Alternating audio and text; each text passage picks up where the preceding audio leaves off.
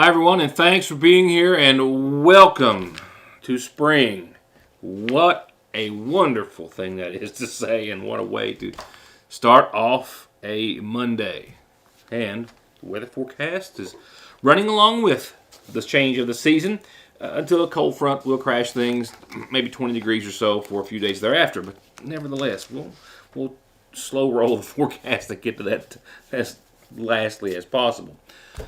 Local law enforcement that around the area have all been busy over the course of the weekend. We'll spend some of our time catching up tonight on that and a few updates from last week. And, of course, your updated forecast and much more before I leave you. I do have an update. It was Friday while I was in Johnson County covering the event with, of course, Governor Beshear, Johnson County officials and representatives about the announcements, the money coming to the W.R. Castle Fire Department, to Martin County as well, receiving $700,000 in total, and then, of course, doing much of spending much of the show on the new build-ready industrial site in the Johnson County area. Simultaneously, crews were searching a portion of the Dewey Lake, recovering a submerged vehicle that was found Friday. It was pulled from the water off of State Route 302. There were remains inside, skeletal remains, which were discovered and sent to the state medical examiner's office for an autopsy. From what we understand, the vehicle had been in the water 9-10 feet deep at this particular time for a long time, and someone fishing actually reported it to the Kentucky State Police and the Prestonsburg Police as of late. They were able to bring it out of the water. No other official information has been released. I did see earlier today that a Martin County family has reason to believe that it may be a relative of theirs who was 43 years of age when he was last seen in July of 1990. He was receiving some medical care at a facility in Johnson County and left.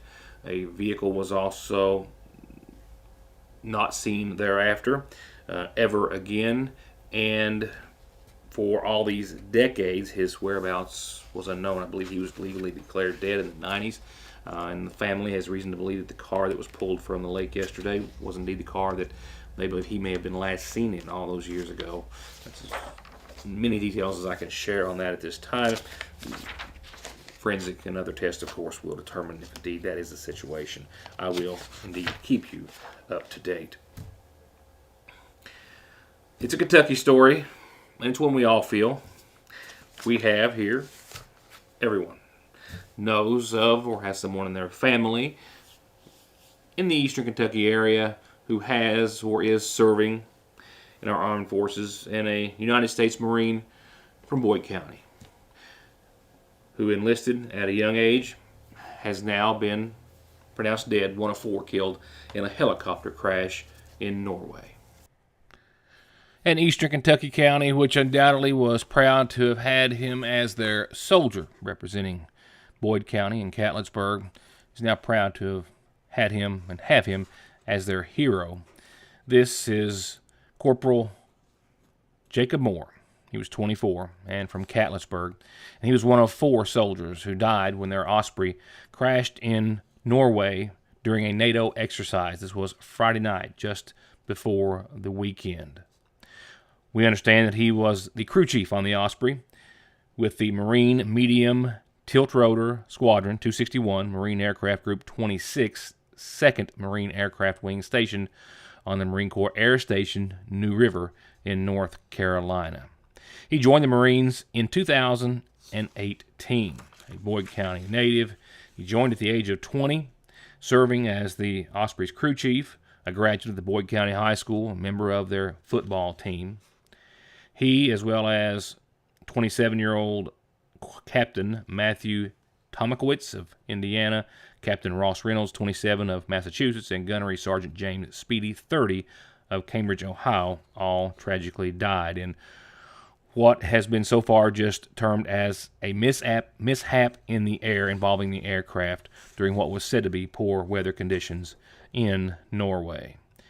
He was a decorated soldier, earning the Marine Corps' Good Conduct Medal, the National Defense Service Medal, and the Global War on Terrorism Service Medal during his career with the Marines.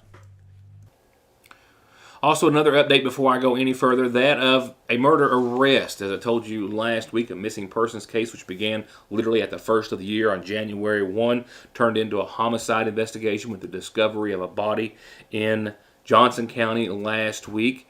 It looks as though authorities are investigating this as a homicide which took place in another county sometime prior. And now a Knott County man has been jailed.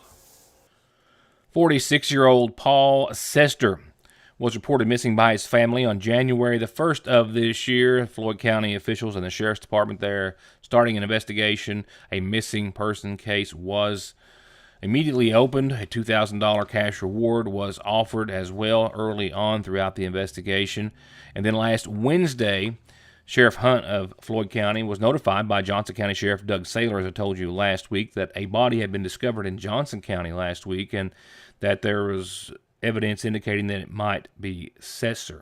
Sester was later confirmed to be the man whose body was found, and his body was sent to a state medical examiner's office for confirmation of that, which was returned. Following the investigation, they have now arrested 52-year-old James Pratt of Pine Top in Knott County. He's being charged with a single count of murder at this time. He's been jailed in the Kentucky River Regional Jail, while the Floyd County Sheriff's Department says the investigation is ongoing and that other charges are pending as well. Deputies are still asking for any information to lead them to any individuals who may have assisted or accompanied Pratt prior to or at the time of Sester's murder. I'll be right back. Hello, I'm Danny Adams, former teacher and basketball coach at McGoffin County High School. I would like to discuss some considerations for the upcoming sheriff's election in McGoffin County. It is very important that we elect a highly trained, experienced, and trustworthy public servant, a dependable person that cares about the people of McGoffin County and will carry out the law in a firm and fair manner, a person you can call on and he will come to you. These are just a few of the reasons why I'm asking my fellow Republicans of McGoffin County to join me in voting for and electing my son, Neil Adams, for the sheriff in the May primary. Now available at Independent Signs and Graphics. Custom laser cut Kentucky bourbon barrel heads in unused, fresh, white oak, or from authentic Kentucky bourbon barrels with that used patina and slight aroma of Kentucky bourbon. And we do custom leather patched hats and wall hangings. Need a business logo? We can do that too. And we do banners, plastic, aluminum, decorative, hanging signs, vehicle graphics, and wraps. And we will meet or beat any area price on any campaign sign and material. 4x8s, yard signs, bumper stickers, flyers, whatever you need. And the quality of our workmanship, materials, and artwork are always top shelf at Independent Signs and Graphics here at the Sayersville Independent, 349-2915. I'm Kelly Collins. And I'm Taylor Shepard. And we are with the Golden Law Office. We both began our legal careers in Lexington, representing the nation's largest insurance companies. This experience provided us with inside knowledge as to how the insurance company will defend your case. We are now taking that knowledge and returning to our hometown in Eastern Kentucky. As a partner at Golden Law Office, we are returning home to continue to help those hurt through no fault of their own. If you or a family member have been injured in an auto or truck accident, call Golden Law Office today. Parkway Pharmacy, as always, promises the quickest service with the very best care and prices, and to always have someone there to talk to when you have a question. With 3 pharmacists, curbside, drive-through, and call-ahead service. Parkway Pharmacy in Sayersville, 349-4400. Where you can always talk to a pharmacist when you need one. Hello, McGoffin County. I'm Eddie Jenkins, Republican candidate for Magistrate, District 2. First, I want to personally thank all of you for your help last election. Since that time, you have not left my mind. Now, I humbly ask for your support once again, and with your help and the strength and progress we've made these last few years with endorsements and such, we can go the distance. It's my continued dream to serve you, the voters of District 2, as your magistrate. Help me help our community this May. Vote Eddie Jenkins, number 3 on the ballot. Hello, I'm William Bill Meade, and I'm a Republican candidate for McGoffin County Sheriff. Like you, I'm concerned about the effects that drugs are having on our loved ones. With over 33 years of law enforcement experience and training, I know how to combat this problem. I will run a financially responsible office and be accountable for your tax dollars. After looking at the sheriff's budget, I know that I can provide this county with a much-needed 24-hour patrol. I'm William Bill Meade, and I'm number 4 on the Republican ballot, but I'm number 1 for McGoffin County. It is never too early for spring to spring at the seasonal shop, and it has. With new ladies' fashions in and arriving daily from all the fashion houses you've come to love, like Royce, Mud Pie, Charlie Page, Simply Southern, they have a new line of spring tees from Ivory Ella, and amazing scents in soaps, body lotions, and home fragrance diffusers by Michael Design Works, with something for every room in the house. Plus new home decor, and as always, so much more at the seasonal shop in downtown Sagersville. Next, several arrests to make note of this evening. In the first, a series of arrests where deputies literally cleaned house early this morning in McGoffin County, netting nearly a dozen arrests at the same location. Many of the arrests centered around a single count of possession of drug paraphernalia. I'll get to that in just a little more detail in just a few seconds, but 4 out of those arrested were the following. Jerry Combs, who lived in an outbuilding, or brown building as it was described, at the residence where a search warrant was being executed. Deputies say they found what appeared to be methamphetamine, scales, and needles, and charged Combs with possession of drug paraphernalia, trafficking in heroin, and trafficking in methamphetamine. Also arrested at the scene was Michael Compton of Old Lick Creek Road for trafficking in methamphetamine and possession of drug paraphernalia. Authorities saying that when they went into the residence, on the coffee table, they found another clear, crystal-like substance, which appeared to be methamphetamine, along with needles and scales and pipes and other paraphernalia. Another arrest was that of Sean Robbins of Old Lick Creek Road, charged with possession of paraphernalia, as well as possession of heroin and possession of methamphetamine. Police say while serving that warrant, he was in a back bedroom. In the bed, they found needles. Also, in the same bedroom, a wallet that had a card with his name and information on it, and a baggie with what appeared to be meth inside, and heroin as well. And lastly, a female, Rhonda McKenzie, was charged with paraphernalia and tampering with evidence. While at the sheriff's office, upon being booked, she went to use the restroom, and after coming out, a female deputy found what was later determined to be a needle in the toilet that she had tried to flush or get rid of. And in addition to those 4, I believe there's a total of 7 others, for a total of 11, who were arrested as well. The other 7 all for drug paraphernalia charges. All 7 of those facing one single count of possession of drug paraphernalia. Another arrest this evening. This of a man who was charged with setting fire to the woods on Old Lick Creek Road. Apparently something that he had done before, this fire getting out of control, with the Division of Forestry citing him for burning during a burn ban. Late last week, authorities with the Division of Forestry got a call from Chris Adams, who is our local forestry ranger, about a fire that had been set and had gotten out of control on Old Lick Creek Road.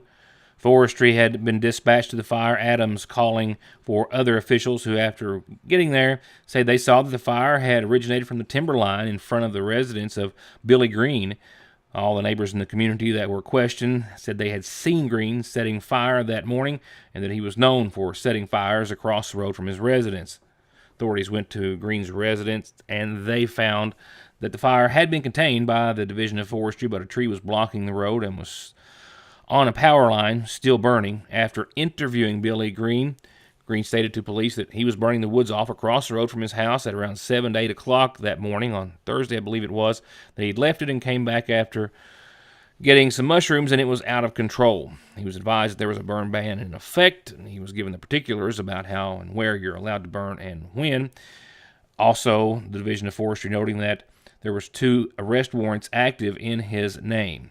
For the burning, he was cited for local burning ban violations, setting fire on land without taking precautions, and fire hazard seasons burning before 4:30 local time. He was taken to the Big Sandy Regional Jail.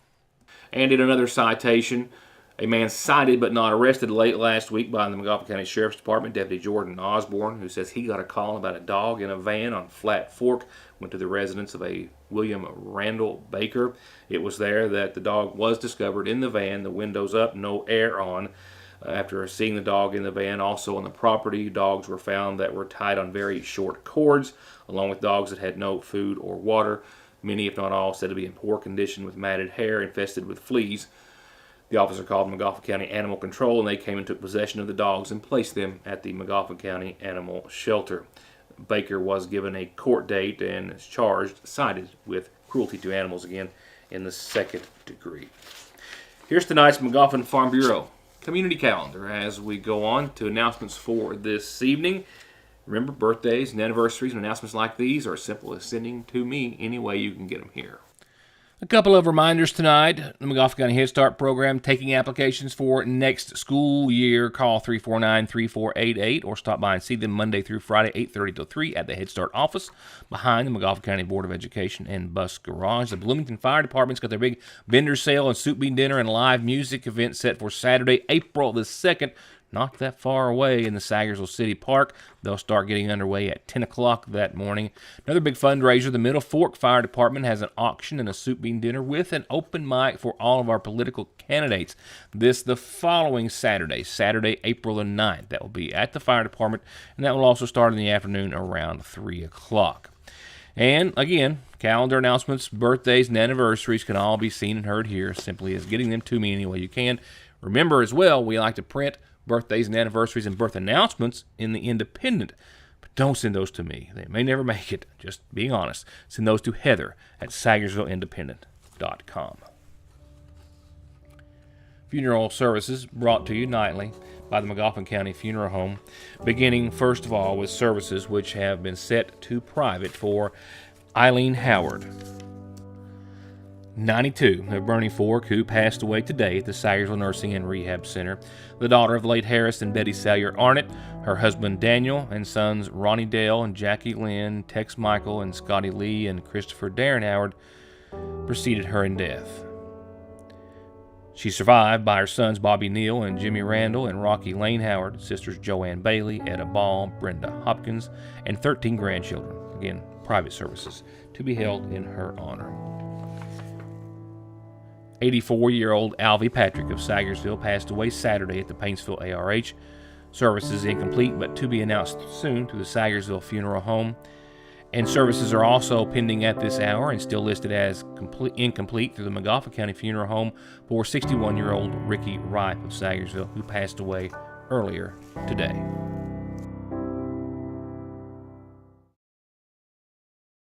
My name is Tony Allen, and I'm a candidate for McGoffin County Clerk. Just as my family and I have served you at our restaurant, the Farmhouse Diner, we will be there to serve you in the clerk's office. You will be greeted with a smile. The office will be organized, neat, inviting, and we will do all we can to help everyone, regardless of your party, last name, or how you vote. We will be open during lunch, and we will have a long evening each week for folks who get in late. We will be open every other Saturday and have a plan to better serve the elderly in our community. I'm fighting to win this election and the trust of McGoffin County. I will not let you down, nor will I forget that the people chose me to be their clerk. Vote number 1 on the ballot, Big Tony Allen for McGoffin County Clerk. SSI and disability cases are harder to win these days. You need all the help you can get. If the government has turned you down, I will not. Many factors are considered when a claim is being processed, like your age, education, physical, and mental disabling conditions. When it comes time to winning your disability case, you should not face a federal judge alone. You need an attorney who is experienced, determined, hardworking, knowledgeable, and dedicated to helping you win benefits that you deserve. If you need help with your SSI or disability case, call me, Donald Wayne McFarland, and let me go to work for you.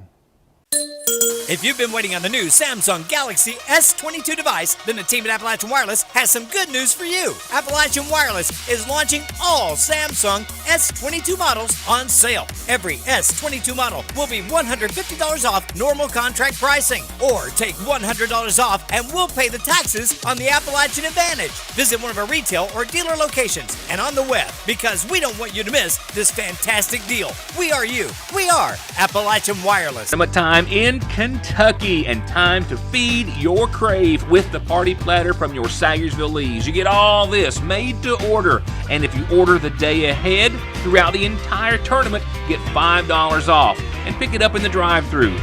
If you order and pay ahead, just pull around to the drive-thru side of the building, park, call, and we'll bring it out. And if you're celebrating with the entire neighborhood, you can always add some more mini corn dogs and wings. Just saying.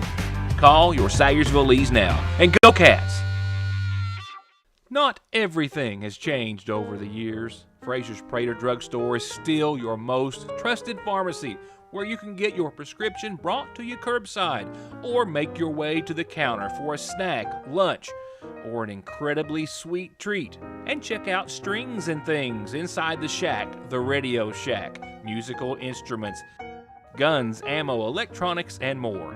It's as wonderfully unique of a shopping experience as is the selection at Frazier's Prater Drugstore in downtown Sayersville.